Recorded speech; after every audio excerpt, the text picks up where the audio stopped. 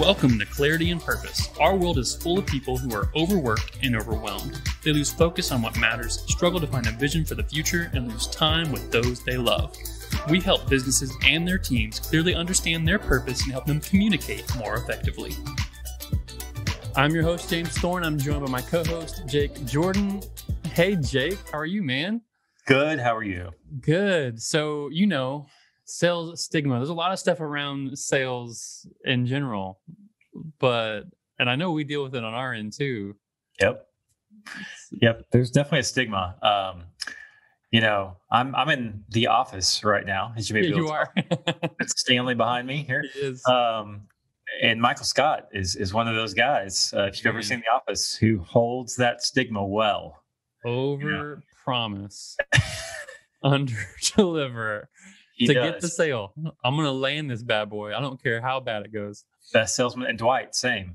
Like he will railroad people into a sale just to get that just plaque. To get it. Yeah.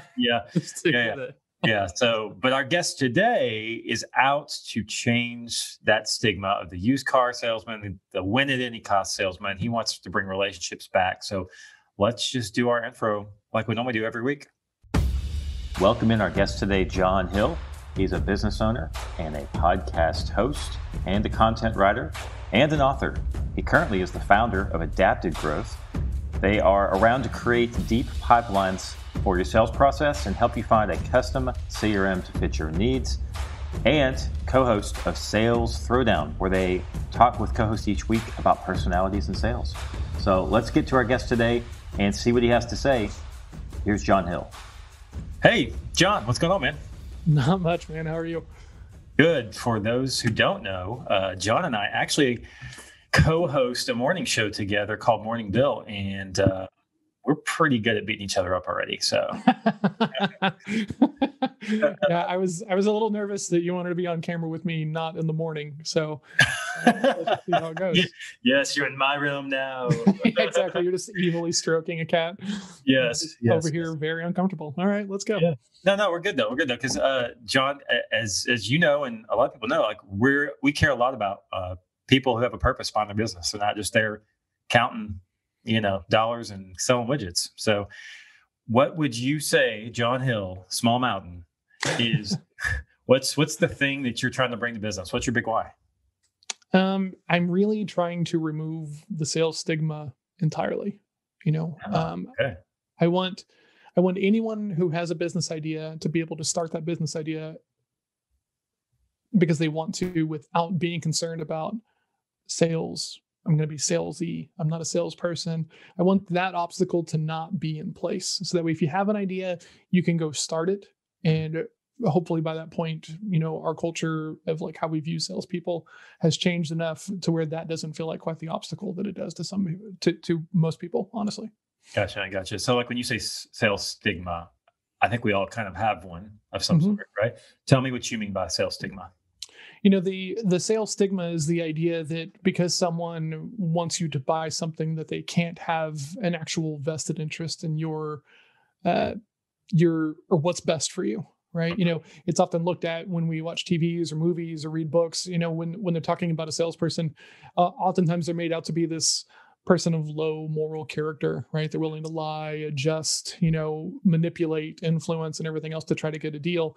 And so then what happens is that sometimes in conversations, I'll be talking to someone and I will say, well, that's a good idea. I'm glad you're doing it that way. And they're like, well, of course you are, because you want to sell me something. And it's like, no, it's just a great idea. Like, whether you buy from me or not, that has no impact on the quality of this other decision that you made over here.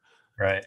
I can see value in that, and see value in the things that you're doing, and still want to sell you something, and still be okay with a no, and still be okay with like leaving this conversation as friends because you don't really need what I do, or you don't like the way that I do it. Totally okay with any one of those things. The hard part is being able to get to have that conversation without all the walls and the restrictions and, all the psychology and everything else that goes along with it. Yeah, for sure. I think we can all relate to lots of that. The used car salesman always comes to mind, of course. Exactly. But and here's the deal. Nobody I know thinks that they deserve that label. Like, that's really crazy, because I know that I got a message on LinkedIn from this person who was calling me out. This person is a LinkedIn marketer, and they were like, "Oh yeah, John, you're not really personalizing your like outreach." I'm like, "Are you throwing me shade on my outreach, which is like actual authentic from a LinkedIn marketer?" Okay, cool, totally fine. I don't know what to do. Just not their cup of tea, I guess, right? I guess not. He didn't like my approach, and that's totally okay. But everybody else is totally fine with it. So he's the outlier. When there's only one person who likes it and everybody else likes it, the person who likes it is the outlier, in which case you need to go back to the table and kind of like work on like how you're framing your asks and your hooks and all of that stuff. Because if they don't see any value in it, you have to move on. And if no one is seeing any value in it, at some point you got to go back and sit down and be like, hey, how am I talking about myself? Do I need to change this and adjust it? Why is it so important to you? Like, where did this come from? Where it was like, I'm so tired of this stigma. Like, I got to do something about it. Man, I didn't grow up wanting to be a salesperson. It was just something I did. When I got home from the Army taught me that I wasn't too good to wait tables. Before the Army, I thought that I was. And one of the guys who I was training with, he just crushed it because he just kept offering, like, hey, do you want steak on top of your enchiladas? Do you want shrimp with your fajitas and things like this? And it just blew me away. I was like, man, you always ask. And he was like, yeah. And he was making 10 to 15% more than like anybody else on the floor. Yeah. And I was like, how? And he was like, man, people tip off of the average ticket. So if my average tickets are higher than other people because I'm offering appetizers, floaters on shots, desserts, and everything else, then that is going to allow me to earn more than other people. I was like, oh, this is fantastic. I love this. So I stole that blatantly from him and just started offering upsells. Like, hey, do you want taco meat inside of your queso? Yeah, I want taco meat inside of the queso. Okay, great. Extra $1.50, right? Do you want an extra shot on top of your margarita? Heck yeah, I want an extra shot. How much is that? $1.50. Okay, great. So then right there, right, that's 30%. Or $3 more than what it would be if I didn't ask those questions. Right. And it's about the consistency of things, right? If you do that on one table and you just look at the results of that one table, this wasn't worth it. But when I look at it over like the hundreds of tables that I waited and served, it really kind of added up. And then I met this guy who was next level around the idea of like framing, right? And I didn't know it then. I see it for what it is now, but he was just so good about being like, hey guys, I know you guys are super hungry, but just be aware, our dessert today is so good. Don't fill up on the main course. So then whenever it comes back at time, like, hey, did you guys save some room for dessert? Yeah, we saved some room for dessert. Do you guys want to see the tray?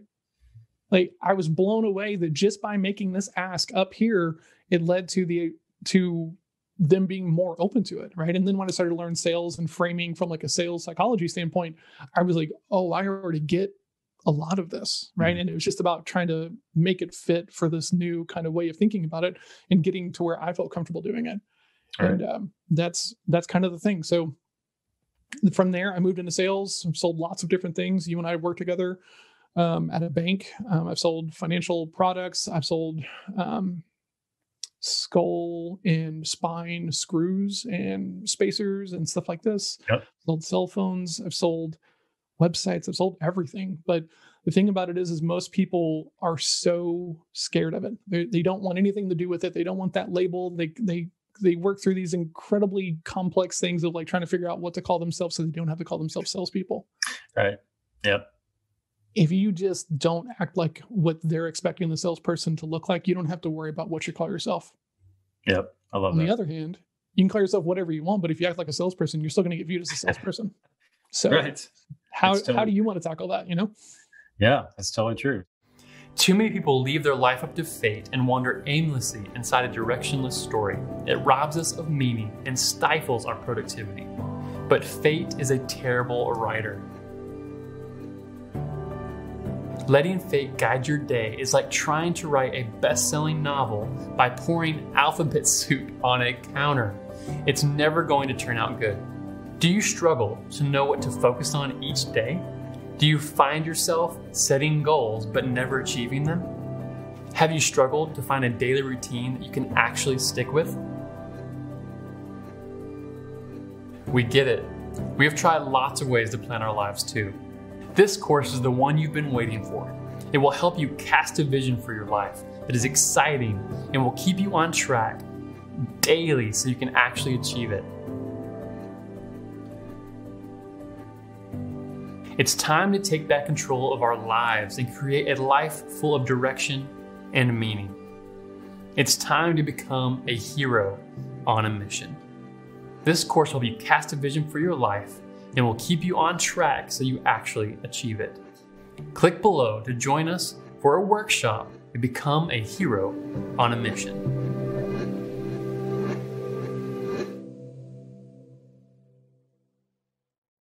As you're kind of maneuvering this, as you're going and shedding this stigma, and you're like, man, I really like how this feels, right? What would you say has been one of your major challenges in not either falling back into that or maneuvering your way to get better at it, right? Oh man. So I started to learn all of this stuff, and I was the kid in the dad's suit jacket, right? I knew all the techniques, but it didn't really fit. And I'm just running around trying to do this thing. And at different times I've used the same analogy because like there's always another plateau. There's always another height, another level. And in the past, I'm like, oh, okay, cool. I'm not that guy anymore. So I'm no longer the kid in the jacket. And then on some levels, you're always going to be the kid in the jacket. I think if you're really focused on improvement. Right. And this past year with COVID and everything was really when I realized the thing that gets in my way is me. Because once you show me a problem, I just want to fix it. That's all I want to do, right? And proper qualification is you have to detach yourself from your wants, right? I want to help everybody that I can, but not everybody's going to listen to me. Not everyone is going to learn from me. Not everyone is going to trust me. That's totally okay. Mm-hmm. But I still want to fix your problem. And I still think that I can, even if you don't think that I can. And that's the biggest hurdle that everybody works on, because in that moment when you're like, I can fix this, just let me do it. Just shut up and let me start. That's when you most look like a salesperson.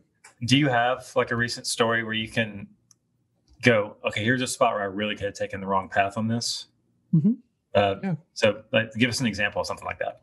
Yeah. So we were working a deal with a marketing agency based out of Arkansas, and they've got 5 salespeople, and they're looking to bring in a CRM that attaches to their project management system. So that way it's a little bit easier for the back of the office team to coordinate with the sales team whenever they needed to hop in as part of the process. Mm-hmm.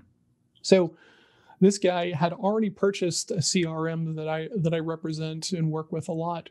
And because he has multiple salespeople, they were like, yeah, we're going to give you a custom onboarding and we're going to do all of this.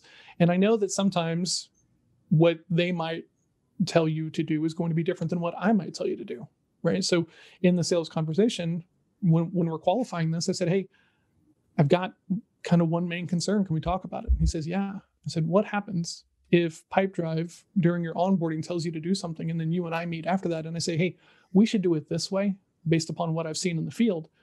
My concern is you're going to go with the Pipedrive, and then that's going to make me feel weird that you're paying me to give you advice that you don't want to take. Mm-hmm. Because this is a true concern, right? Like this is not manipulative-y. This is not anything else. Like if you're not concerned about this kind of stuff, you've not been in business long enough as a consultant or, agency owner or whatever you're doing in the business. And so he goes, well, I'm going to listen to your advice. And that's not enough. Mm-hmm.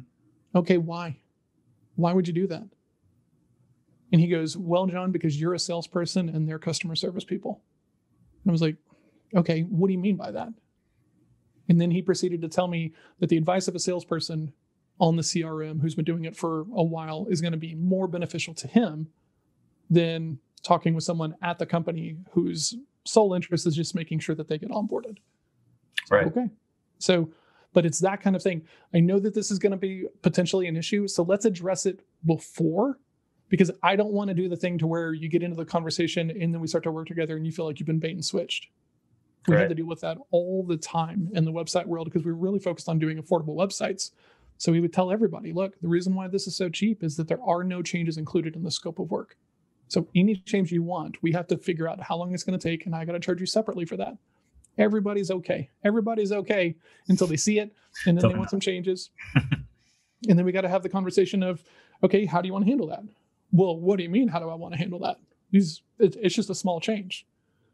We've talked about this. We talked about the fact that, and I can have the conversation effortlessly, but it's still tedious, right? So instead, I try to overqualify a lot of people. And some people don't want to work with me because I'm going to move very slow and deliberately through my sales process to make sure we're on the same page.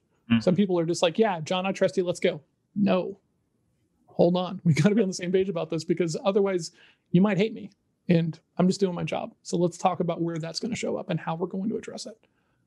So where would you say that you said you're typically the problem, right? Mm-hmm. Where would you say that you're kind of slowing yourself down right now when it comes to growing your own business?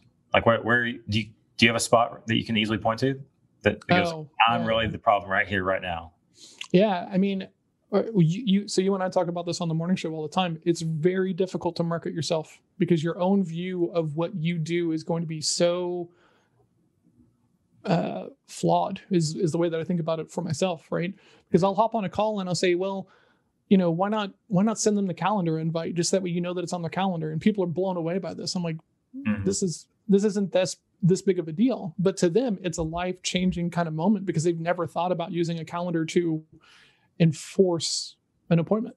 Mm-hmm. Right? They're just kind of like hoping. I don't hope in my sales process. Everything has got an element to it that I can own independent of anybody else. And that's right. The way that I like it.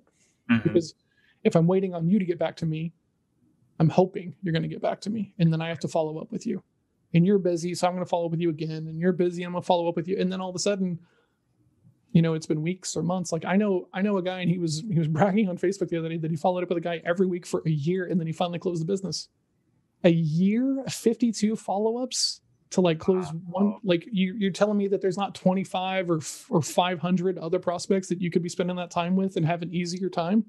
Because if you come back to me and you're one of my sales reps and you're like, hey, it took me a year to close this, I can't forecast a year yeah. deal time for like the person who's paying you, right? They're going to want a faster selling cycle. So how do we improve that? The way that we improve that is by going for the no, right? And teaching people that you can put it down, because if you're not willing to put it down and make that super easy as part of the sales conversation, then they're going to lie to you, right? Or they're going to tell you that they want to think about it because they're trying to figure out how this fits into their situation, because you didn't do a good enough job of showing them how it fits or asking the questions that allow them to see how it fits. That's on us, the salesperson. Mm-hmm. So, yeah. But so back to the original question. My hardest thing is what the view of it is from the outside, because I know the things that I do that I think bring value, but for some of those people, they're like, oh yeah, well that's just like extra. That's not really the value. The value is this thing over here. And I think, they talk about founder's vision being dirty and stuff. And I firmly believe all of that. Most of our clients in the website agency that we used to run would tell us, oh, no one's going to write copy better than I'm going to write copy. This is my baby and my business. And I would, what kind of timeline, and stuff like that. Just trying to get a backup plan about when we're going to bring in a copy writing partner whenever you miss this timeline. Because remember, I don't get paid on the back end of this website deal until your copy's done. So let's make sure that we get this thing completed. Yeah. I think it's just very difficult to market yourself, and I'm not really great at marketing myself because on top of like having a flawed view, I don't like to brag at all, right? And when I start talking about outcomes, it feels very braggy. So it's a problem. Yeah. I mean, there's sayings around it. So obviously lots of people have the same struggle that you do there. It's, the cobbler's son has no shoes. Yes. Which is an old one. And I've heard lots of different ones. So yeah, man, that's it's almost what's funny because you're such a sales guy and I'm such a marketing guy. Marketers talk that way a whole lot about themselves. Well, not a lot of sales guys talk about themselves that way because they're like, oh, I'll just go sell. I'm good. Whereas us marketers are like, oh gosh, I am so bad at marketing myself, So, okay. So knowing that, I mean, what's the next thing that you feel like that you've got to do to help yourself in that area? Oh man, that's a good question. So part of it is not making myself part of the decision-making process anymore. Wow. I mean, a little bit, right? I got some photos taken fairly recently because I have a book coming out and we needed a new photo because my look has changed. My COVID look kind of stuck, and I got new photos taken and I don't really like how I look in the photos. I think the photos were artfully done. I appreciate the guy's work. I just don't really like how I come across in the photos. And 90% of the time, I don't like how I look in photos. I also don't like being on a video or listening to my own voice, but you get used to things, right? So right. I'm looking at these photos and I'm like, I don't like any of these, like, at all. And I called Melissa, who is my partner of 17 years. We have a child together. She's also my head of content and head of editing, and edited my book and writes a lot of my content, or edits a lot of my content. And I said, hey, do you think that these photos are good? And she goes, yes. I said, ship it. Yep. And she goes, well, don't you have to like it? I'm like, if we wait to find a photo that I like, God knows how long that's going to take. If you think that these photos are good and they're a good representation to me, then let's go. Mm-hmm. Which requires trust. I mean, obviously mountains of trust. And that's why delegating is so hard in the first place. Yeah, that's huge. That's huge. So if you were to give some wisdom to people who are a little bit behind you in the sales path, as we're kind of wrapping up here today, mm-hmm. I think that was a great nugget, is you got to get out of the decision-making process of the things that help grow your business, right? That's super important. So what would you tell that salesperson this next week to start working on? My big thing is, your sole goal is to help them find clarity. If your intention is anything else, right? I really need a yes. You're going to go in there and you're going to build that conversation in a very way. It's not deliberate, but it happens. You're going to build a conversation in a way so that way it's you're wanting them to give you a yes, right? It takes a lot of time and effort to enter into a conversation where you have an agenda, right? You have something that you want to have happen, but you can still maintain a position of neutrality in the conversation. The people who are really great at this are therapists, right? So if you've ever been to therapy, right, and I have, the conversation is so easy, and you find yourself sharing information with people because that's what they're there for. But there's no judgment, there's no ridicule, there's none of this at all. So when you can start building your sales conversations into that same kind of idea, look, I just want to know if I can help you. I really want to know the important parts, and if this isn't a fit, could you just let me know at the end of it? You start doing that kind of thing, and you mean it, and you practice it like for the rest of the conversation, conversations will instantly change. They become a lot easier to close. You know exactly where you are. You're no longer this kind of salesperson who's like having to make big promises to get your foot in the door, which puts a ton of pressure on your delivery team. And all of that reinforces the sales stigma of like salespeople overpromise, right? And then it's on us to like have to deliver. Yep. I'm kind of liking the title sales therapist. It feels really good. It feels really good coming out of my mouth. I like it. So great. John, thanks for joining us today. Really appreciate the insight on your own journey and the stuff just along the way. I mean, there's a bunch of good stuff in there people can grab if they want it. So where can people come find you? Like you said, you've got a book coming out. How can we come and support you? Awesome. Thank you so much. johnsmallmountain.com is probably the best way to get into my orbit, or you can send me a text, 817-345-7449. And through that text, we share stuff like daily mindset, stuff for salespeople, reminders to follow up on your CRM and follow up on your deals, because a lot of salespeople kind of forget that. We share stuff that's going on, books, all tips, everything else like that. So the text line is good. Or johnsmallmountain.com will have a pop-up there. So if you want to help out with launching the book and get free access, you can sign up for that there. Awesome. Cool. Thanks, John. We appreciate it. Hey, Jake, man, I love how he talks about removing himself from those activities so that he can get more done and more focused. And Jake, are you... I guess Jake's removed himself so that he can knock some things out. So thank you guys so much for joining us. We appreciate you joining us on the show. Hey guys, we only have a couple weeks left of season 1. We're closing out season 1 with 25 episodes, and then we're going into season 2. We're very excited about it, walking through our growth plan journey to take clients through. It's 8 weeks. It's going to be a power short season for season 2. Very excited about it. So stick with us. If you're on YouTube, ring the bell, notification, wherever you are, subscribe so you can follow up. We appreciate it. And we believe when a business leader aligns their team with their message, they become unstoppable.